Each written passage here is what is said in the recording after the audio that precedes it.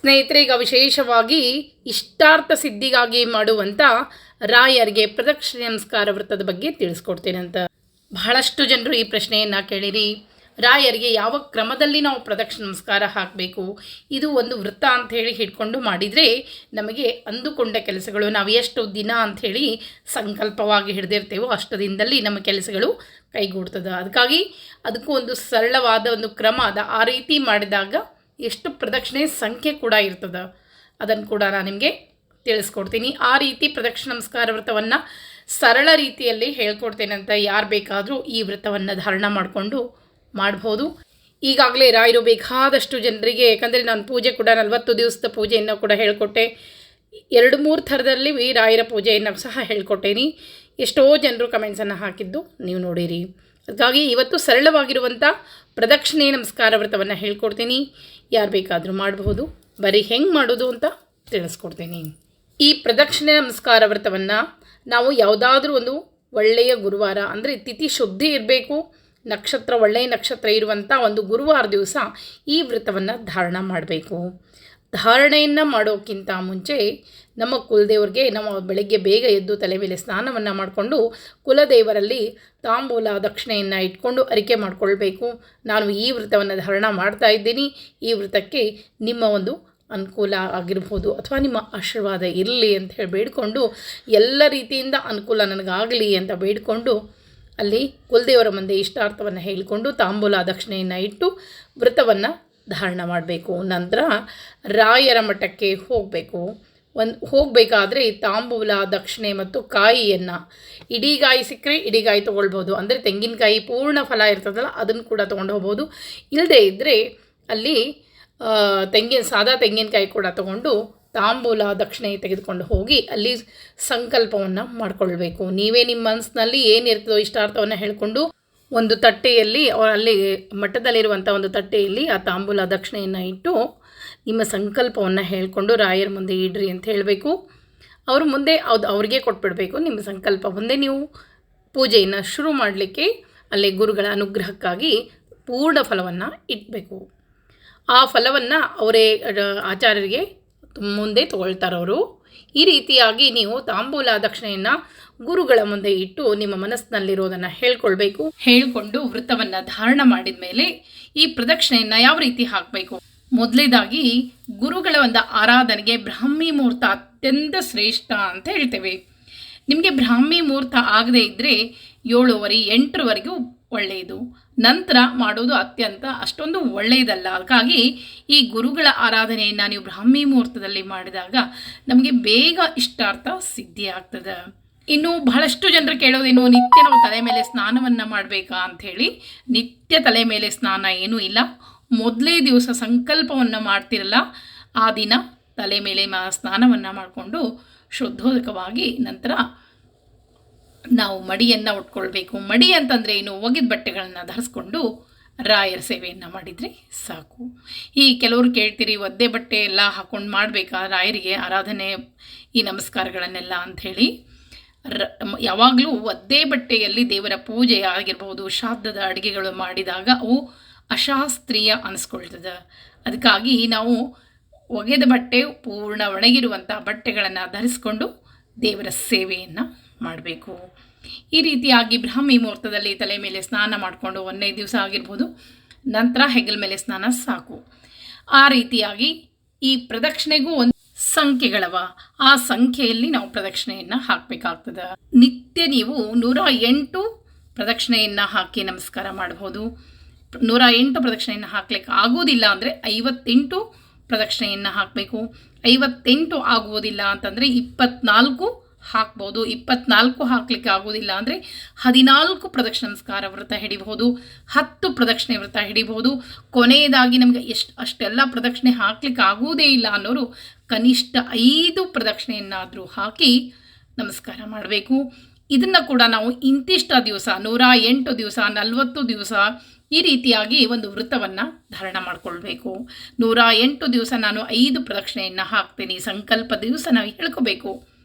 ಈಗ ನಾನು ಒಂದು ದಿವಸ 5 ಪ್ರದಕ್ಷಿಣೆ, ಇನ್ನೊಂದು ದಿವಸ 14 ಪ್ರದಕ್ಷಿಣೆ, ಒಂದು ದಿವಸ 108 ಪ್ರದಕ್ಷಿಣೆ ಈ ರೀತಿಯಾಗಿ ಹಾಕಬಾರ್ದು. ನಮ್ಮ ಸಂಕಲ್ಪ ಏನಿರ್ತದೋ ಅದನ್ನು ನಾವು ದೃಢವಾಗಿ ಪಾಲಿಸಬೇಕು. ನಾನು 5 ಪ್ರದಕ್ಷಿಣೆಯನ್ನು ಹಾಕ್ತೀನಿ ಅಂತ ಬೇಡ್ಕೊಂಡಾಗ ಸಂಕಲ್ಪ ಮಾಡಿದಾಗ ನಿತ್ಯ 108 ದಿವಸ 5 ಪ್ರದಕ್ಷಿಣೆಯನ್ನು ಹಾಕಬೇಕು. 108 ದಿವಸ ಆಗೋದಿಲ್ಲ ಅಂದರೆ 58 ದಿವಸನಾದರೂ ಈ ವ್ರತವನ್ನು ನಾನು ಮಾಡ್ತೀನಿ ಅಂಥೇಳಿ ನೀವು ಎಷ್ಟು ಪ್ರದಕ್ಷಿಣೆಯನ್ನು ಅಂದ್ಕೊಂಡಿರ್ತೀರೋ ಅಷ್ಟೇ ಪ್ರದಕ್ಷಿಣೆಯನ್ನು ನಿತ್ಯವಾಗಿ 108 ದಿವಸ ಅಥವಾ 58 ದಿವಸ ಆ ವ್ರತವನ್ನು ಪಾಲನೆ ಮಾಡಬೇಕಾಗ್ತದೆ. ಈ ಪ್ರದಕ್ಷಿಣ ನಮಸ್ಕಾರವನ್ನು ಕೂಡ ನಾವು ಯಾವ ರೀತಿ ಮಾಡಬೇಕು? ಪ್ರದಕ್ಷಿಣ ನಮಸ್ಕಾರವನ್ನು ಹಾಕುವಾಗ ಮೊದಲೇದಾಗಿ ನಮಗೆ ಎದರಲ್ಲಿ ಆಂಜನೇಯ ಸಿಗ್ತಾರೆ.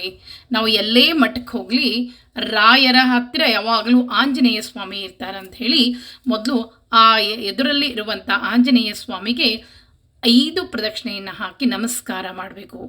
ನಂತರವೇ ಗುರುಗಳ ಹತ್ತಿರ ನಾವು ಹೋಗಬೇಕು.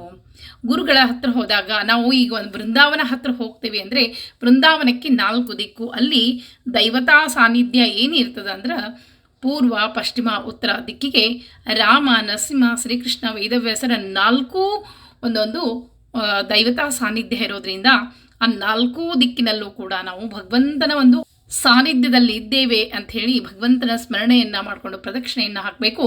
ಯಾವುದೇ ಲೌಕಿಕ ವ್ಯವಹಾರ ನಮ್ಮ ತಲೆಯಲ್ಲಿ ಬರಬಾರ್ದು. ನಾವು ಪ್ರದಕ್ಷಿಣೆಯನ್ನು ಹಾಕಬೇಕಾದ್ರೆ ಕೇವಲ ನನ್ನ ಗುರಿ ಏನು? ನನ್ನ ಈ ಕೆಲಸ ಆಗಬೇಕಾಗಿದ್ದ ಗುರುಗಳ ಅನುಗ್ರಹ ನನಗೆ ಬೇಕು, ಅಷ್ಟು ಬಿಟ್ಟರೆ ಬೇರೆ ಯಾವುದೂ ಇರಬಾರ್ದು. ನಾನೆಲ್ಲೋ ಹೋಗಬೇಕಿತ್ತು, ಅವರೇನೋ ತಂದು ಕೊಡಬೇಕಿತ್ತು, ಅವ್ರು ಯಾಕೆ ಇನ್ನೂ ಬಂದಿಲ್ಲ, ಇವ್ರು ಯಾಕೆ ಹೋಗಿಲ್ಲ, ಈ ರೀತಿಯಾಗಿ ನಮ್ಮ ಒಂದು ಮನೆಯಲ್ಲಿರುವಂಥ ನಾನಾ ಜಂಜಡಗಳನ್ನೆಲ್ಲವನ್ನು ಬಿಟ್ಟು ಬಿಡಬೇಕು. ಕೇವಲ ರಾಯರ ಆರಾಧನೆ ಮಾಡಬೇಕಾದ್ರೆ ನನ್ನ ಒಂದು ಕೆಲಸ ಆಗಬೇಕು, ಗುರುಗಳೇ ಆ ಕೆಲಸವನ್ನು ಮಾಡಿಕೊಡ್ರಿ ಅಂತ ಅನನ್ಯ ಭಕ್ತಿಯಿಂದ ಪ್ರದಕ್ಷಿಣೆ ಹಾಕಬೇಕಾದ್ರೆ ಮನಸ್ಸಿನಲ್ಲಿ ಬೇಡ್ಕೊಳ್ಬೇಕು. ಇನ್ನು ಅದೇ ಹೇಳಿದೆಲ್ಲ, ರಾಯರ ಪ್ರದಕ್ಷಿಣೆ ಹಾಕಬೇಕಾದರೆ ರಾಮ, ನರಸಿಂಹ, ಶ್ರೀಕೃಷ್ಣ, ವೇದವ್ಯಾಸರ 4 ರೂಪವನ್ನು ಸ್ಮರಣೆಯನ್ನು ಮಾಡ್ತಾ ನಾವು ಪ್ರದಕ್ಷಿಣೆಯನ್ನು ಹಾಕ್ತಾ ಇದ್ದರೆ ಗುರುಗಳಿಗೂ ಕೂಡ ನಮಗೆ ಬೇಗ ಪ್ರಸನ್ನರಾಗ್ತಾರೆ ಅಂಥೇಳಿ ಈ ರೀತಿ ಪ್ರದಕ್ಷಿಣೆಯನ್ನು ಹಾಕಿದ ಮೇಲೆ ಗಂಡಸರು ಅಷ್ಟಾಂಗ ನಮಸ್ಕಾರವನ್ನು, ಪೂರ್ಣ ಉದ್ದಂಡ ನಮಸ್ಕಾರ ಅಂತ ಏನು ಹೇಳ್ತೀವಿ, ಗಂಡಸರು ಈ ವ್ರತವನ್ನು ಮಾಡ್ತೀನಿ ಅನ್ನೋದಾದರೆ ನಿಮ್ಮ ಕೆಲಸಗಳು ಏನು ನಿಮಗೆ ಕೈಯಲ್ಲಿ ಕೆಲಸ ಇಲ್ಲ, ಮದುವೆ ಆಗ್ತಾ ಇಲ್ಲ, ಎಲ್ಲರೂ ಕೂಡ ಈ ವ್ರತವನ್ನು ಮಾಡ್ಬೋದು. ಹೆಣ್ಮಕ್ಳಾಗಿರ್ಬೋದು, ಗಂಡಸರಾಗಿರ್ಬೋದು.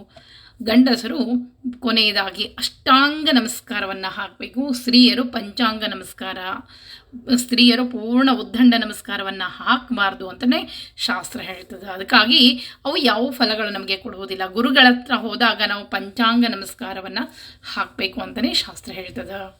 ಎಲ್ಲಿಯೇ ಹೋಗಲಿ ಗಂಡಸರು ಅಷ್ಟಾಂಗ ನಮಸ್ಕಾರವನ್ನು ಹಾಕಬೇಕು, ಸ್ತ್ರೀಯರು ಪಂಚಾಂಗ ನಮಸ್ಕಾರ ಹಾಕಿದಾಗ ನಮ್ಮ ವ್ರತ ಏನಿರ್ತದಲ್ಲ ಕೈಗೂಡ್ತದೆ.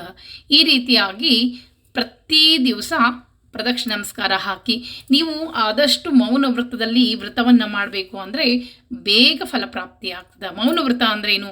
ಬೆಳಗ್ಗೆ ಬೇಗ ಎದ್ದು ಸ್ನಾನವನ್ನು ಮಾಡಿಕೊಂಡು ನಿಮ್ಮ ನಿತ್ಯ ಕರ್ಮಗಳನ್ನ ಮುಗಿಸ್ಕೊಂಡು ಸ್ನಾನವನ್ನು ಮಾಡಿಕೊಂಡು ರಾಯರಿಗೆ ಏನೂ ಒಯ್ಲಿಕ್ಕೆ ಹೋಗಬೇಡ್ರಿ.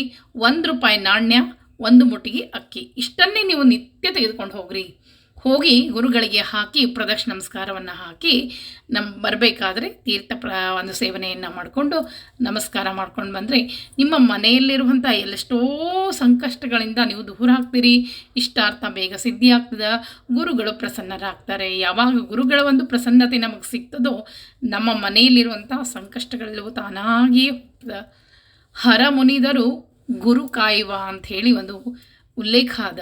ಅದಕ್ಕಾಗಿ ಗುರುಗಳ ಪ್ರಸನ್ನತೆ, ಗುರುಗಳ ಒಂದು ಆಶೀರ್ವಾದ ಸಿಕ್ಕರೆ ನಮಗೆ ಎಂಥ ಕೆಲಸಗಳು ನಮಗೆ ಕೂಡ ಕೈಗೂಡ್ತದೆ. ಈ ರೀತಿಯಾಗಿ ಇದನ್ನು ನೀವು ಯಾವ ದಿನ ಮಾಡಬೇಕು ಅನ್ನೋದಾದರೆ ಒಂದು ಗುರುವಾರ ದಿವಸ ತಿಥಿ ಶುದ್ಧ ಇರಬೇಕು, ಒಳ್ಳೆಯ ನಕ್ಷತ್ರ ಇರಬೇಕು. ಗುರುವಾರ ದಿವಸ ಈ ವ್ರತವನ್ನು ಧಾರಣೆಯನ್ನು ಮಾಡಬೇಕು. ಅದು ಯಾವತ್ತಾದರೂ ಮುಗಿಲಿ ನಡೀತದೆ, ಆದರೆ ಗುರುವಾರ ದಿವಸ ವ್ರತ ಧಾರಣ ಮಾಡಿದ ಮೇಲೆ ನಿತ್ಯ ಪ್ರದಕ್ಷಿಣೆಯನ್ನು ಮಾಡ್ಕೊತಾ ಹೋಗಬೇಕು. ಇನ್ನು ನಾವು ಊರಿಗೆ ಹೋಗೋದು ಬರ್ತದೆ ಅಂತ ಹೇಳಿ ಅಂದ್ಕೊಂಡ್ರೆ ಅಲ್ಲೇನೂ ಕೂಡ ಇಲ್ಲೇ ಮಾಡಿ ಅಲ್ಲೇನೂ ಕೂಡ ಅದನ್ನು ಮುಂದುವರಿಸಬಹುದು. ಇನ್ನು ಮುಟ್ಟಾದಾಗ ಹೆಣ್ಣು ಮಕ್ಕಳು ಈ ವ್ರತವನ್ನು ಮಧ್ಯದಲ್ಲಿ 4 ದಿವಸ ಬಿಡಬೇಕು, 5ನೇ ದಿವಸ ಶುರು ಮಾಡಬೇಕು. 5ನೇ ದಿವಸವೂ ನಿಮಗೆ ರಕ್ತಸ್ರಾವ ಆಗ್ತಾ ಇದ್ದರೆ ಆ ರೀತಿ ಮತ್ತೆ ಮಾಡಬಾರ್ದು. ಎಲ್ಲಿವರೆಗೂ ನಿಮಗೆ ರಕ್ತ ನಿಲ್ಲುವುದಿಲ್ವೋ ಅಂದರೆ ಬ್ಲೀಡಿಂಗ್ ಆಗ್ತಾ ಇದ್ದಾಗ ಮಾಡಲಿಕ್ಕೆ ಹೋಗಬೇಡ್ರಿ. ಮುಂದೆ ಯಾವಾಗ ನಿಲ್ತದೋ ಅಲ್ಲಿಗೆ ಮುಂದುವರಿಸ್ಬೋದು. ಬಿಟ್ಟ ದೋಷ ಹೆಣ್ಣು ಮಕ್ಕಳಿಗೆ ಈ ರೀತಿ ಆದಾಗ ಬರುವುದಿಲ್ಲ. ಇನ್ನು ಈ ವ್ರತವನ್ನು ಯಾವ ದಿನ ಧಾರಣ ಮಾಡ್ಕೊಳ್ಬೇಕು ಅಂದರೆ ಗುರುವಾರ ದಿವಸ ಈ ವ್ರತವನ್ನು ಧಾರಣ ಮಾಡ್ಕೊಳ್ಬೇಕು. ತಲೆ ಮೇಲೆ ಸ್ನಾನವನ್ನು ಮಾಡಿಕೊಂಡು ವ್ರತ ಧಾರಣವನ್ನು ಮಾಡಿಕೊಂಡು ನಂತರ ಈ ವ್ರತವನ್ನು ನಿತ್ಯ ಮುಂದುವರಿಸ್ತಾ ಹೋಗಬೇಕು. ನಿತ್ಯ ಗುರುಗಳಿಗೆ ಹೋಗಬೇಕಾದ್ರೆ ಕೇವಲ ಒಂದು ಮುಟ್ಟಿಗೆ ಅಕ್ಕಿ, 1 ರೂಪಾಯಿ ನಾಣ್ಯವನ್ನು ತೆಗೆದುಕೊಂಡು ಹೋಗಿ ರಾಯರ ಅದೇ ನಮಸ್ಕಾರ, ಪ್ರದಕ್ಷಿಣ ನಮಸ್ಕಾರ, ಮುಟ್ಟಿಗೆ ಅಂತಂದರೆ ಒಂದು ಬಟ್ಲಲ್ಲಿ ಅಕ್ಕಿಯನ್ನು ಇಟ್ಕೊಂಡು ಹೋಗ್ಬೋದು. ಅದರಲ್ಲಿ ಒಂದು ನಾಣ್ಯವನ್ನು ಇಟ್ಕೊಂಡು ಹೋಗ್ರಿ. ನಿತ್ಯ ಇಷ್ಟು ಹೆಚ್ಚೇನೂ ಬೇಡ, 1 ಮುಟ್ಟಿಗೆ ಅಕ್ಕಿ, 1 ರೂಪಾಯಿ ನಾಣ್ಯವನ್ನು ಗುರುಗಳಲ್ಲಿ ಏನು ಅಕ್ಕಿ ತಟ್ಟೆ ಇಟ್ಟಿರ್ತಾರಲ್ಲ ಅದರಲ್ಲಿ ಹಾಕಿ ನಮಸ್ಕಾರ ಮಾಡಿ ನಂತರ ಪ್ರದಕ್ಷಿಣ ನಮಸ್ಕಾರವನ್ನು ಮುಂದುವರಿಸ್ರಿ. ನಿತ್ಯ ಇಷ್ಟು ಮಾಡ್ತಾ ಹೋದಂತೆ ನಿಮ್ಮ ಇಷ್ಟಾರ್ಥ ಬೇಗ ಸಿದ್ಧಿ ಆಗ್ತದೆ. ನೀವೇ ನಂಗೆ ಕಮೆಂಟ್ಸ್ ಮಾಡಿ ಹೇಳ್ತೀರಿ. ಈ ರೀತಿಯಾಗಿ ಪ್ರದಕ್ಷಿಣ ನಮಸ್ಕಾರ ವ್ರತವನ್ನು ಹೇಳ್ಕೊಟ್ಟೇನಿ. ಯಾರು ಬೇಕಾದರೂ ಈ ವ್ರತವನ್ನು ಮಾಡ್ಬೋದು. ಜಾತಿ, ಮತ, ಪಂಥ ಅಂತ ಇಲ್ಲ. ಅಷ್ಟೇ ಅಲ್ಲ, ವಿಧವಾ ಸ್ತ್ರೀಯರು ಕೂಡ ಗುರುಗಳ ಪ್ರಸನ್ನತೆಗಾಗಿ ಈ ವ್ರತವನ್ನು ಧಾರಣ ಮಾಡ್ಬೋದು. ಮಕ್ಕಳಿಗೋಸ್ಕರ ತಾಯಂದರು ಯಾರು ಬೇಕಾದರೂ ಮಾಡಬಹುದು. ಈ ರೀತಿಯಾಗಿ ಸರಳ ಇರುವಂಥ ಗುರುಗಳ ಅನುಗ್ರಹಕ್ಕಾಗಿ ಈ ಪ್ರದಕ್ಷಿಣ ನಮಸ್ಕಾರ ವ್ರತವನ್ನು ಸರಳವಾಗಿ ತಿಳಿಸ್ಕೊಟ್ಟೇನಿ. ಯಾರು ಬೇಕಾದರೂ ಮಾಡಿರಿ. ಮತ್ತೆ ಮುಂದಿನ ವಿಡಿಯೋದಲ್ಲಿ ಬಹಳಷ್ಟು ವಿಷಯಗಳನ್ನು ತಿಳಿಸ್ಕೊಡೋದ. ಮತ್ತೆ ಮುಂದಿನ ವಿಡಿಯೋದಲ್ಲಿ ಸಿಗ್ತೀನಿ. ನಮಸ್ಕಾರ.